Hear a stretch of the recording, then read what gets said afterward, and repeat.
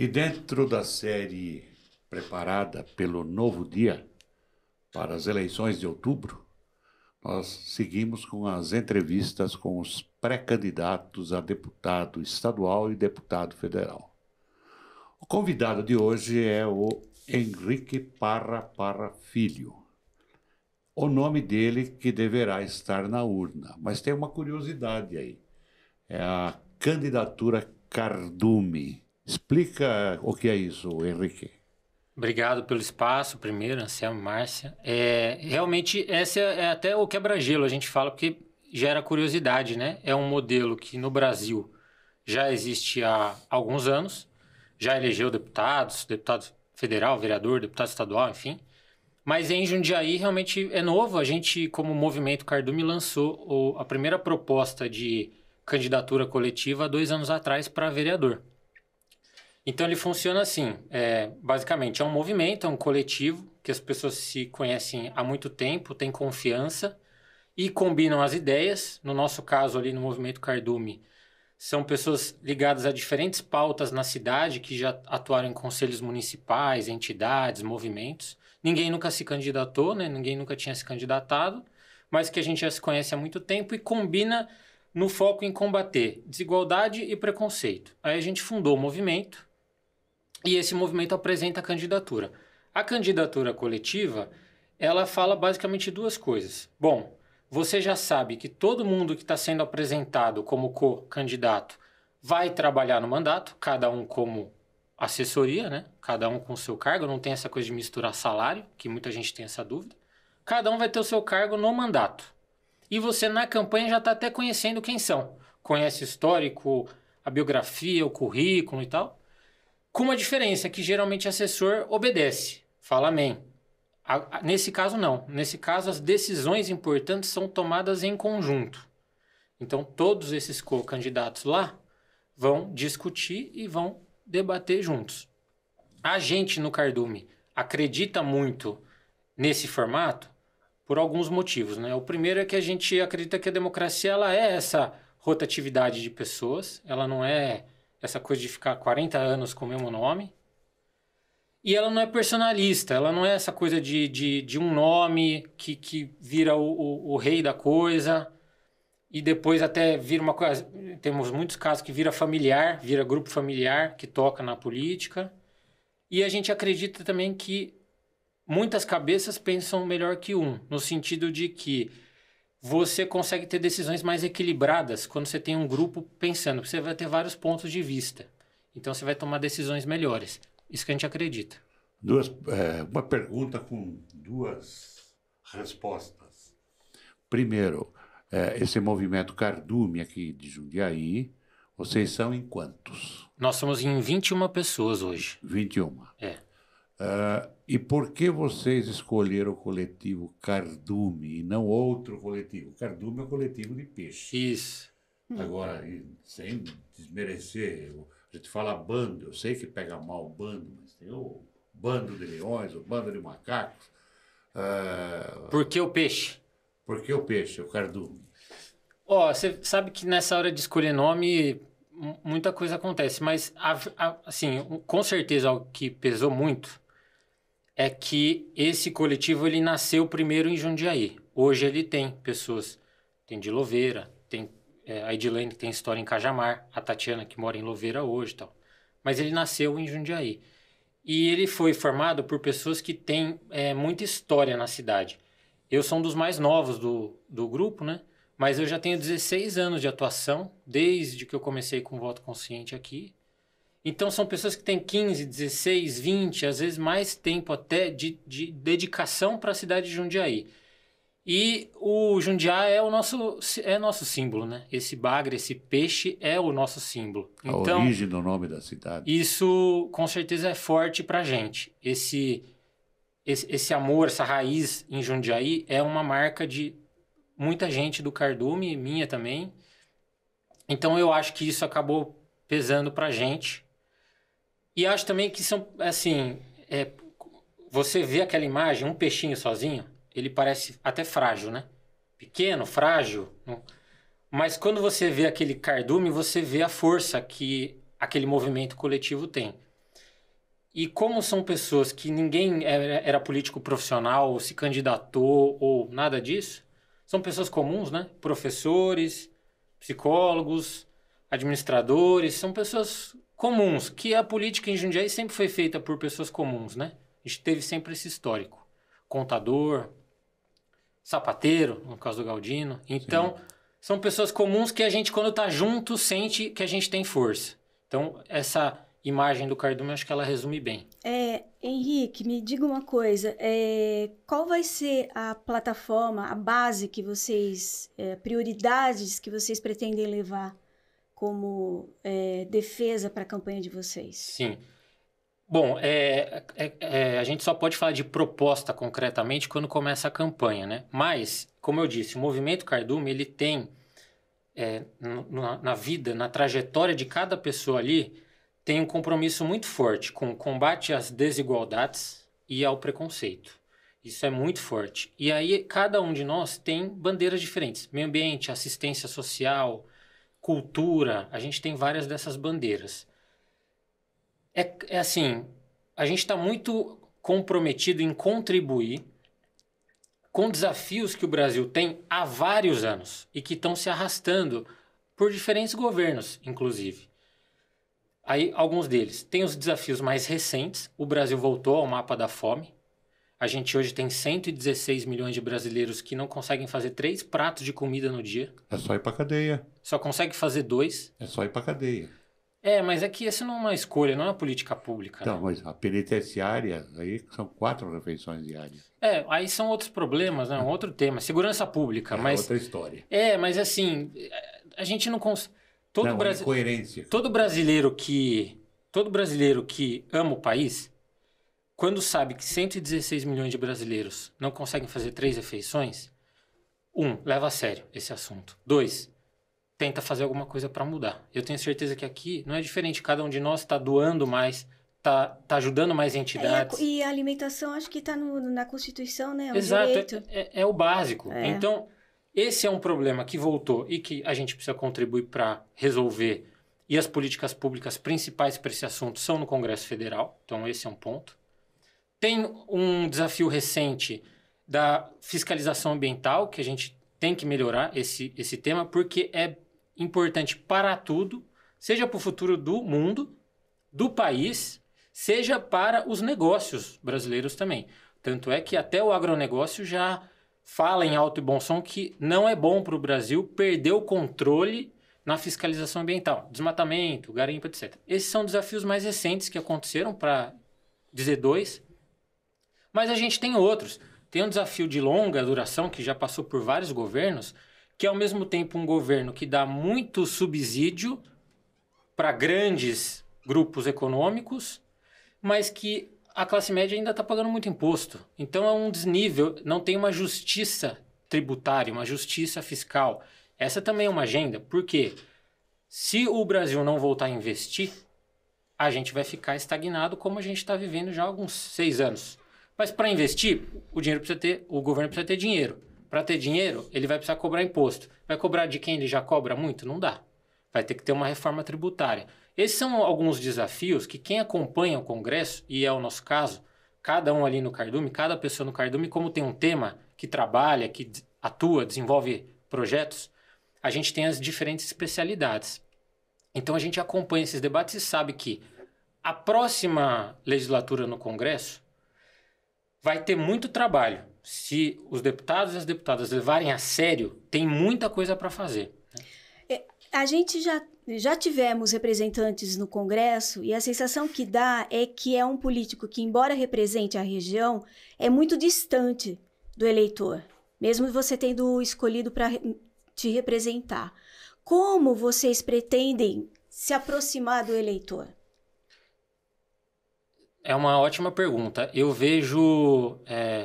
são 3 estratégias diferentes. Primeiro, a gente tem que estar próximo dos prefeitos e dos vereadores. Então, a primeira coisa a fazer, se a gente é eleito, por exemplo, é reunir os governantes da região.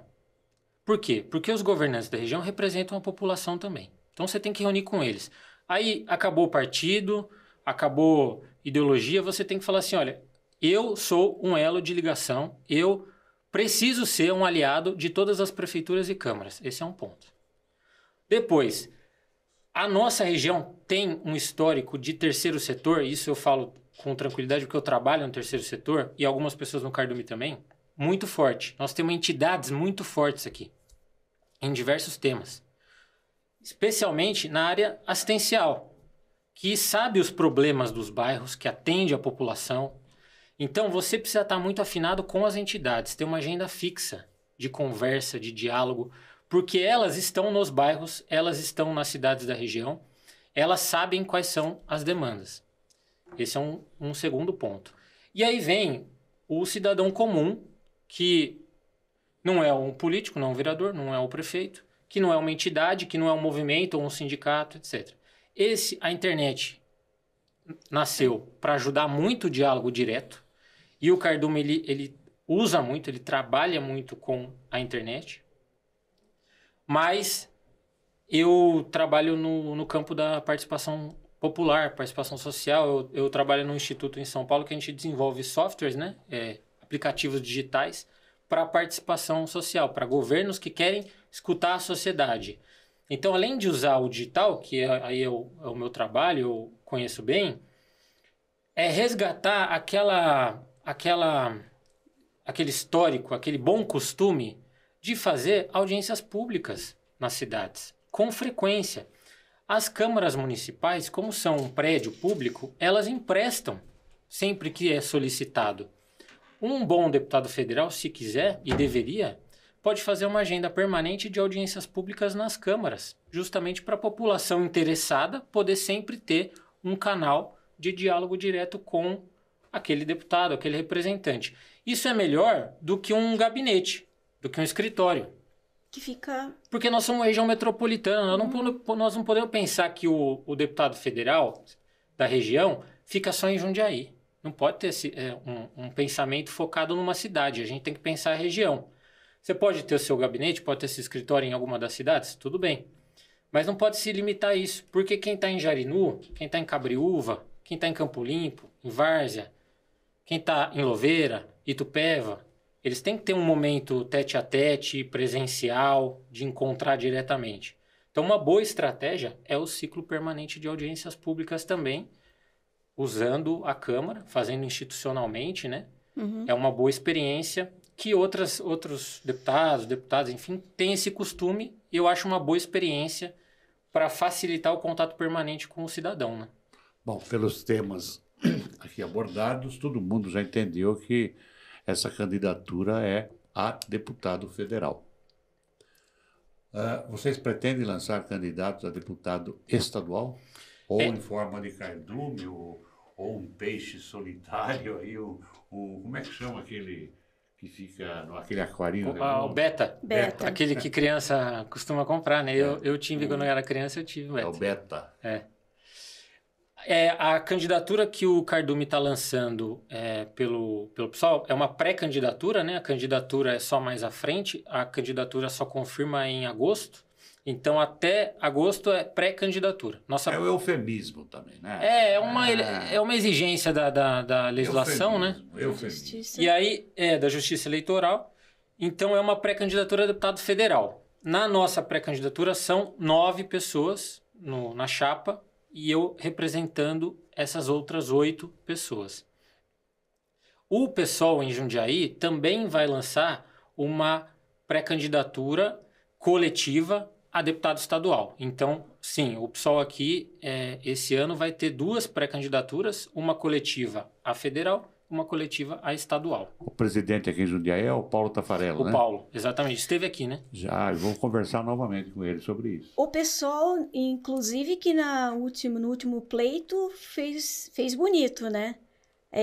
No geral. Você acha que essa onda ainda pode influenciar nessa próxima eleição?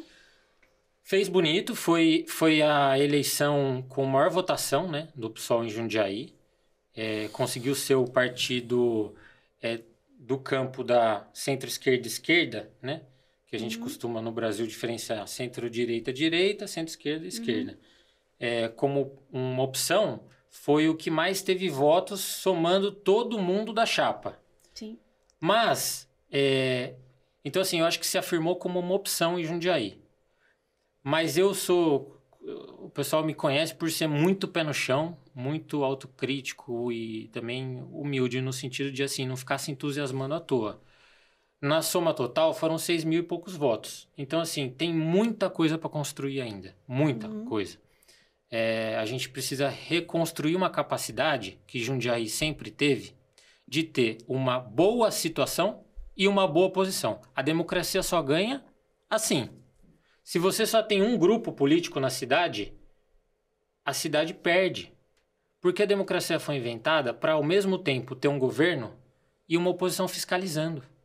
Há tempos não temos, né, Henrique? Foi a segunda eleição que 100% da Câmara eleita é alinhada com a prefeitura. Não existe cidade com 400 mil habitantes que isso aconteça. Não é normal. Às vezes você pode até falar uma cidade de 8 mil habitantes, 10 mil habitantes, muito pequenininha, você fala assim, todo mundo é amigo do prefeito, todo mundo eleito é juntar junto com o prefeito. Mas uma cidade do porte de Jundiaí não costuma ter isso e nem Jundiaí nunca teve isso. Jundiaí sempre teve uma oposição organizada. Então, por isso que eu falo do pé no chão. Que, assim, ficamos felizes com o resultado. O PSOL se afirmou como uma opção. Isso é bom para Jundiaí? É ótimo. Tem mais opções para o eleitor. Agora, falta muito, porque o mínimo que a gente deve ter numa cidade como Jundiaí é uma oposição organizada e forte na Câmara. De novo, porque a democracia foi pensada assim, foi pensada para isso. Você não pode ter uma Câmara Municipal que, em vez de ser eco da sociedade, vira eco da prefeitura. A prefeitura fala, ninguém faz nenhum barulho, nem se mexe e fica ecoando. Que é o que, infelizmente, a gente começa a acontecer. Então, assim, imagina chegar daqui 2 anos e isso acontecer pela 3ª vez. Eu acho que aí é capaz até de vir cientista político estudar o que está acontecendo aqui, porque vai ser realmente uma coisa fora do normal, né? Não é bom para a cidade, eu tenho certeza que qualquer um, se a gente chamar até o prefeito aqui, todo mundo vai concordar que a democracia ganha quando tem fiscalização, quando tem oposição, quando tem debate de ideias, né? Senão é só sim, amém, amém, amém, amém, amém. Aí não adianta, né?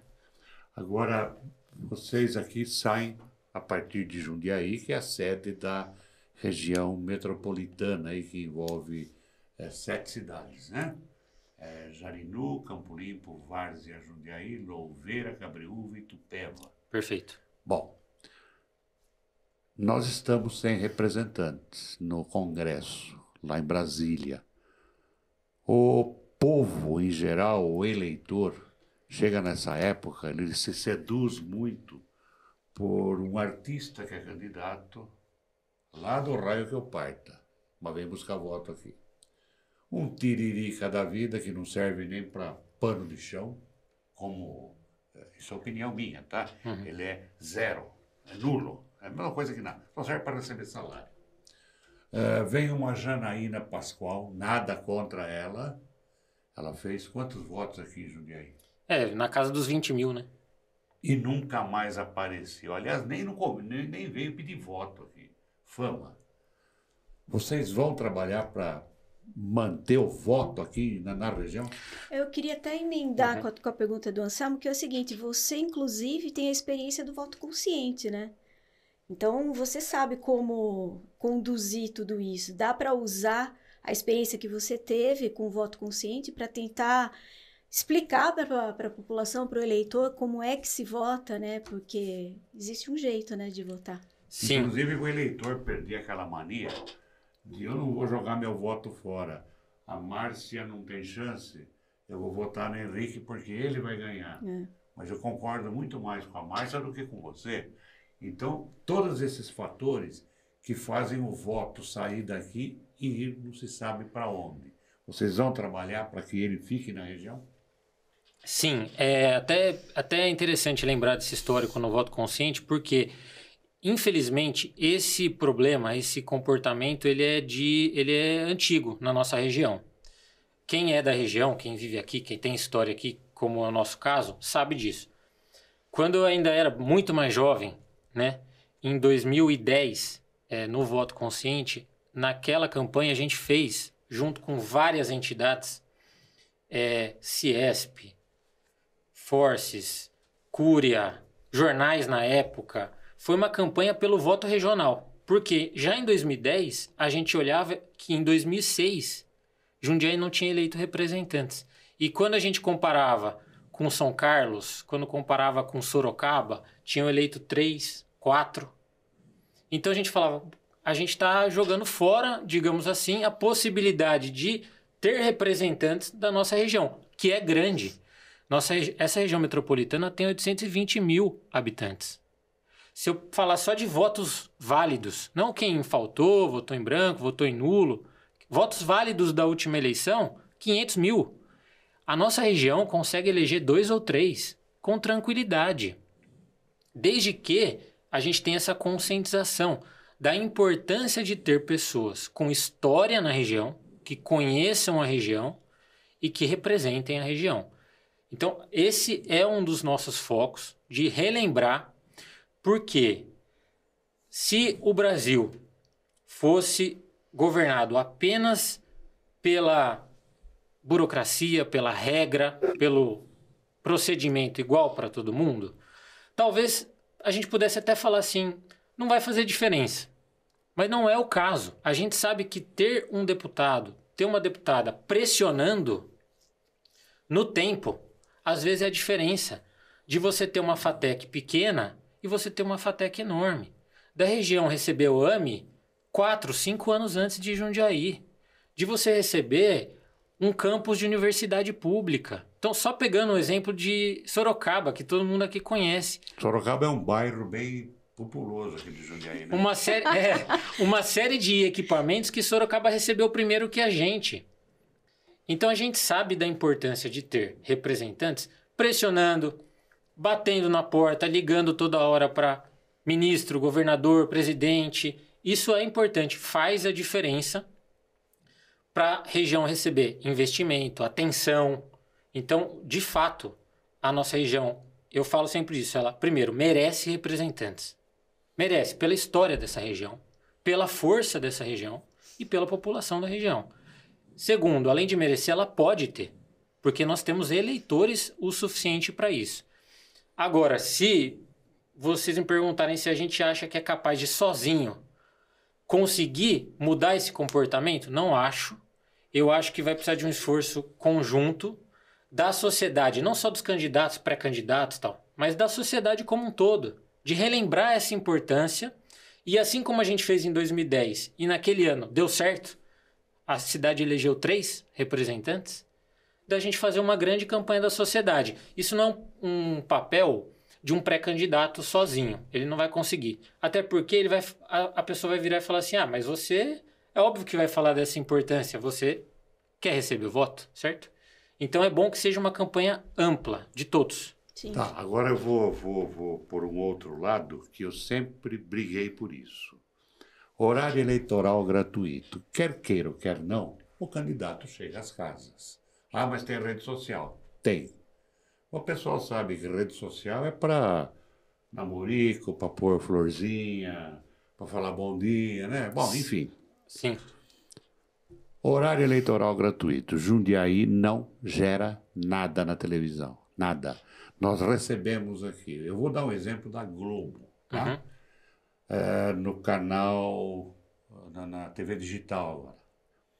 Você consegue ver a IPTV de Campinas, a TV Tem, que é Sorocaba, e a Globo, que é de São Paulo. 3. A Globo de São Paulo vai gerar a mesma coisa para todo mundo. Você não consegue formar novas lideranças, mostrar outras pessoas, por causa disso. Porque uma época, inclusive, gerava do Rio de Janeiro. Sim.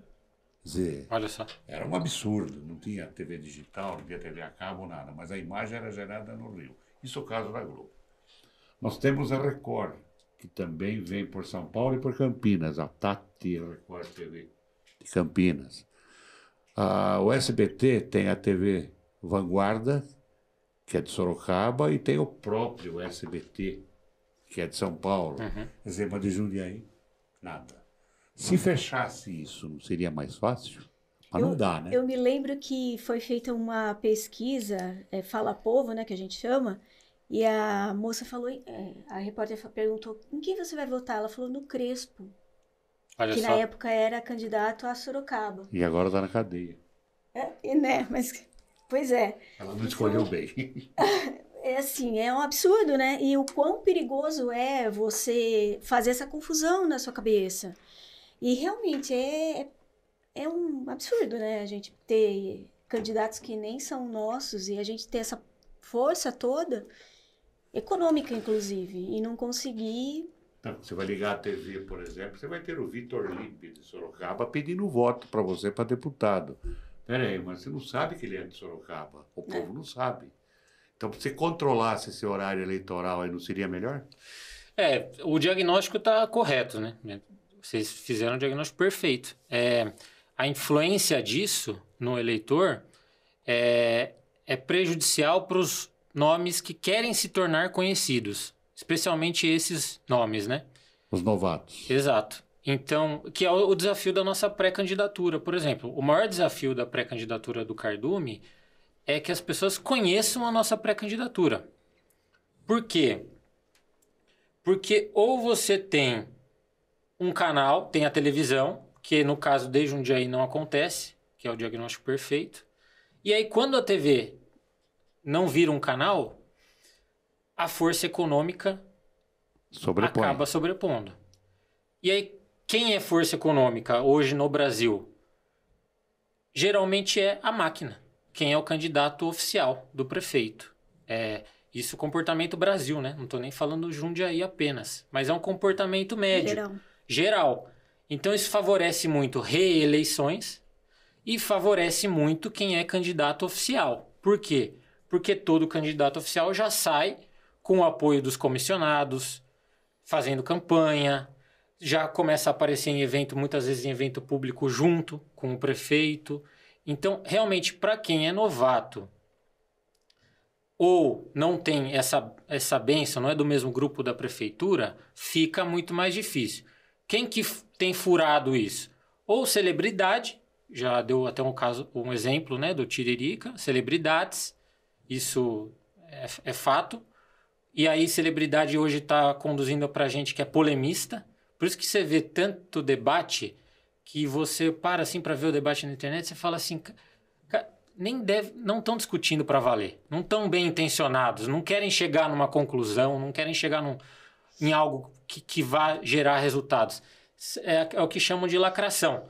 De todo lado tem gente só querendo fazer auê na internet, porque isso é uma maneira da pessoa ficar conhecida. Ou, como a legislação não proíbe, não põe tetos em autofinanciamento, quem for rico, com muito dinheiro, vai botar dinheiro na própria campanha, sem ter nenhum tipo de limite, e aí vai conseguir ser competitivo.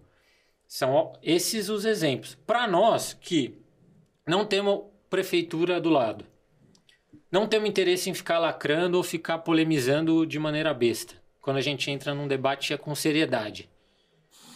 Não somos ricos, não vamos apostar nessa lógica de dinheiro e ninguém está indo para a reeleição, né? É uma pré-candidatura nova. Então, para nós, só tem uma maneira, que é através de confiança. Campanha moda antiga, boca a boca. As pessoas que nos conhecem, nos acompanham há muitos anos, no meu caso há mais de 16, tem gente no Cardume que há mais de 30, é que vai espalhando na base da confiança. Foi assim que a gente fez há 2 anos atrás, quando teve a candidatura coletiva para vereador. E aquela candidatura deu um sinal para nós de que deu resultado, que foi bem feito. Porque a primeira candidatura ninguém nunca tinha tentado e já foi a 4ª mais votada. Então, a gente vai apostar nessa mesma lógica. Agora, para a gente encerrar, que o nosso tempo é meio... Eu tenho que fazer a tal da equidade. Perfeito. Tá? Isso. Senão alguém entra com representação e normalmente quem não tem chance, né? Que vem com representação. O cara vai ter um voto dele. Mas ele quer... Tudo bem. Nem a mãe dele vota, né? Nem a mãe dele vota. Não acredita, sabe, o filho que tem. Bom, o PSOL é um partido à esquerda do PT, certo?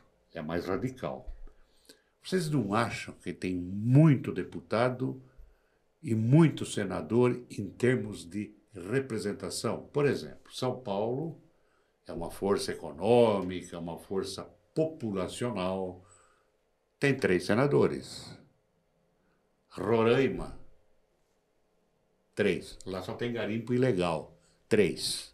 Sergipe, que não produz uma agulha, 3. É tudo 3. Então, não teria que ter uma proporção. No mesmo caso, os deputados federais. São Paulo merece e pode bancar um grande número de deputados, se dependesse do Estado pagar o salário do deputado federal. Agora, tem Estado que é um ovo.